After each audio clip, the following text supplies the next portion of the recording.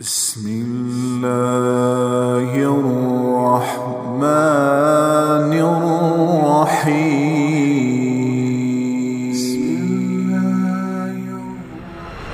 ماں باپ سے اظہار ضروری ہے. یہ سارے وہ رشتے ہیں جن کو میرے نبی نے قرآن سنو ماں باپ کے لیے وَخْفِضْ لَهُمَا جَنَاحَ الذُّلِّ مِنَ الرَّحْمَةِ وَقُلْ رَبِّ ارْحَمْهُمَا كَمَا رَبَّيَانِي صَغِيرًا. ہاں، ماں باپ کے لیے اپنے پر پھیلا دو، پر بچھا دو. کیوں بھائی؟ انسان کے پر ہوتے ہیں یا بازو ہوتے ہیں؟ کیوں جی؟ بولو بھائی. باجو، تمہاری گجراتی میں بولو نا، باجو. باجو ہوتے ہیں نا، پر تو نہیں ہوتے نا. لیکن اللہ کہہ رہا پر بچھا دو، اپنے ماں باپ کے لیے پر بچھا دو. پر بچھانے کا کیا مطلب؟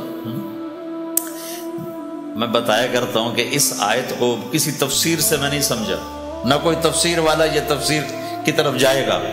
یہ جو میرا کالج کا ایک دور ہے، ایک تبلیغ کا دور ہے.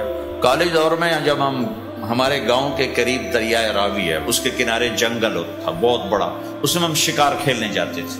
ایک ہفتہ جنگل میں پڑے رہتے تھے، تو ساتھ کھانے کا سامان، ساتھ سارے حشم خدم، اور ایک ہفتہ ہم شکار کھاتے. تو وہ تیتر کو لگتا تھا نا چھرا، وہ چھرے لگتے تھے تو گرتا تھا، تو یوں اس کے پر یوں ہو جاتے تھے. میرے آنکھوں کے سامنے وہ تیتر نظر آ رہے ہیں، وہ یوں ایسے کرتے تھے اور یوں گردن ٹیڑھی ہوتی تھی. اور اس کا مطلب یہ ہوتا تھا کہ اب میں تیرے بس میں ہوں، ذبح کر یا چھوڑ دے، میرا بس ختم ہو چکا. تو آئے ہائے ہائے، قربان جاؤں قرآن کی خوبصورتی پر. میرا رب کہتا ہے اپنے پروں کو بچھا دے ماں باپ کے آگے، جیسے زخمی پرندہ تیرے آگے بچھ جاتا ہے. کہ ذبح کر دو صاحب، بھون کے کھا یا کباب بنا کے کھا، اب تیرے حوالے ہوں. ایسے ہی ماں باپ کے آگے یوں ہو جا. کیا خوبصورت تعبیر کی ہے. لا تقل لهما اف، اون بھی نہ کر. آپ نے فرمایا کاش میرے والدین ہوتے. تمنا کی. 2 مہینے کے تھے ماں کے پیٹ میں تو باپ کا انتقال ہو گیا، یا اور نہیں تو میری ماں تو ہوتی، میری ماں تو ہوتی. اور میں عشاء کی نماز کے مصلی پہ کھڑا ہوتا اور میں سورۃ فاتحہ شروع کر چکا ہوتا، اور ادھر سے میری ماں کہتی محمد، تو میں ماں کے لیے نماز توڑ دیتا. میں کہتا لبیک یا اماں. حج کا سفر ہے، 63 سال عمر ہے، ماں کو فوت ہوئے 57 سال گزر چکے ہیں. آپ حاجیوں کے ساتھ ابوا سے گزرتے ہیں. 10 میل آگے بستی ہے، پہلے قبر آ جاتی ہے. آپ نے احرام باندھا ہوا ہے، سر ننگا ہے، اپریل کا مہینہ ہے. ماں کی قبر سے گزرے 57 سال میں آدمی کیا کچھ نہیں بھول جاتا. لیکن میرے نبی کے دل کا زخم اسی طرح بھرا نہیں ہے، اسی طرح تازہ ہے. آپ اونٹنی سے اتر گئے اور ماں کی قبر کے سرانے آ کے یوں بیٹھے، گھٹنے اٹھائے اور ہاتھ یہاں رکھے اور سر دیا گھٹنوں میں ایسے، اور یوں سر نیچے کر کے جو روئے ہیں جیسے چھوٹے بچے روتے ہیں. آپ نے دیکھا چھوٹے بچے گھروں میں ایسے روتے ہیں ایسے. ہم بھی بہت روئے اس طرح منہ گھٹنوں میں دے کر.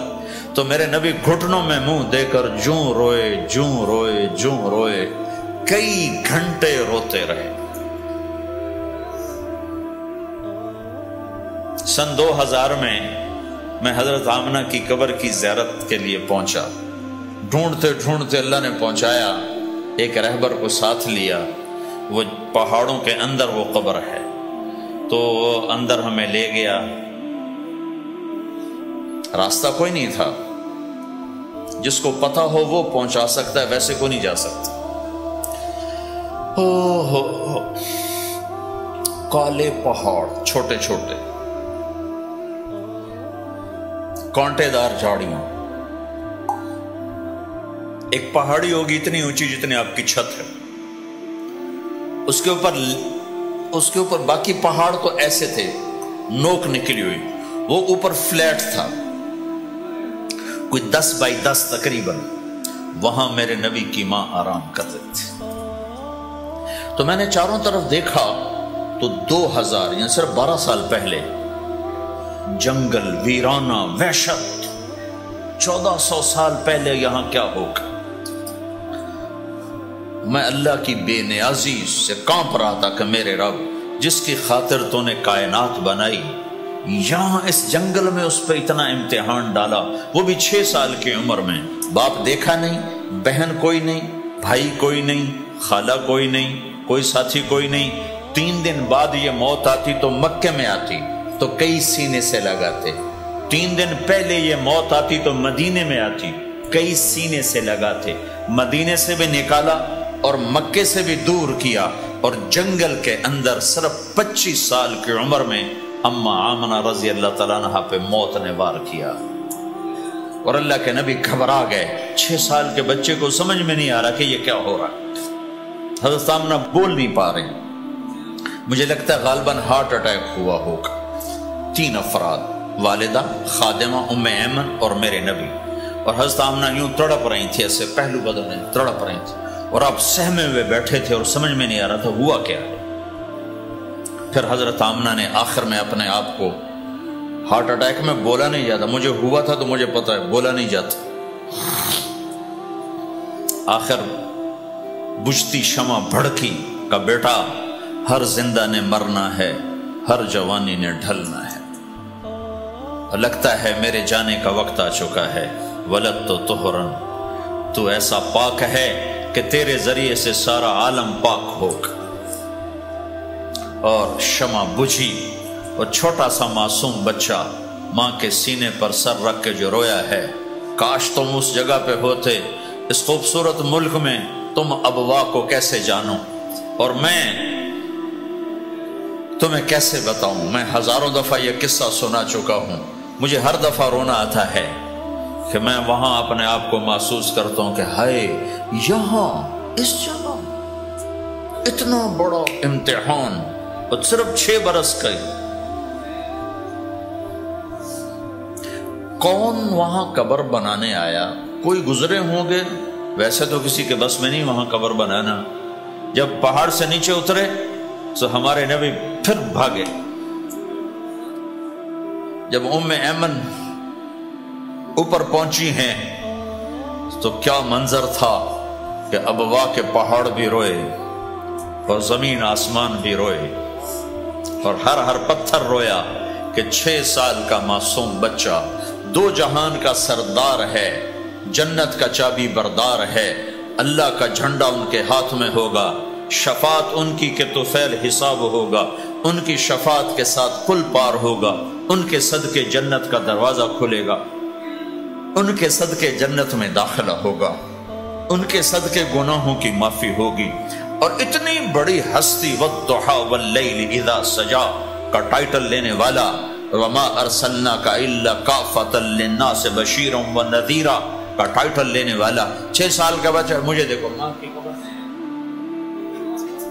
ماں کی قبر کو سینے سے لگایا ہوا تھا اور اس کے اوپر لیٹے ہوئے تھے.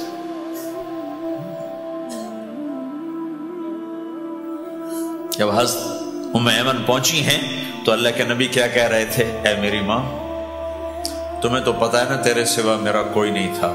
تو مجھے چھوڑ کے کہاں چلی گئی؟ تیرے بغیر کہاں جاؤں گا؟ میرا کون ہے اب تیرے سوا؟ ام ایمن نے اٹھایا کہ مجھے چھوڑ دو، میں کہیں نہیں جاؤں گا، میں اپنی ماں کے سوا کہیں نہیں جاؤں گا. کھینچ کے اٹھایا، نیچے لائیں، اونٹنی پہ بٹھایا. 3 راتیں مسلسل روتے روتے یہ سفر ہو.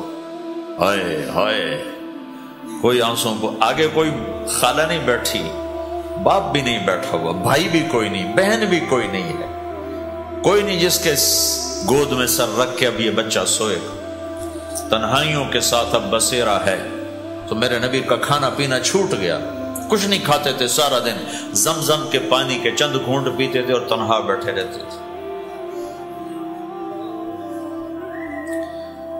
تو اس پر آپ نے یہ کہا کاش میری ماں ہوتی. تو میں ایسی خدمت کرتا کہ اس کے پیچھے نماز بھی توڑ دیتا۔ ماں باپ کا ایک مقام ہے جو دین بتاتا ہے بھائی، صرف پیسہ ہی بنانا سب کچھ نہیں ہے، اور بھی دکھ ہیں زمانے میں محبت کے سوا، راحتیں اور بھی ہیں وصل کی راحت کے سوا۔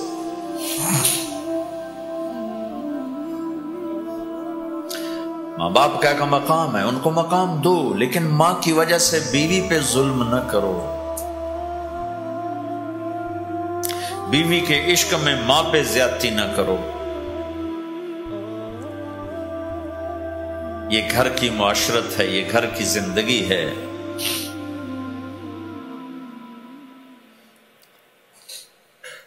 حضرت نعمان بن حارثہ بن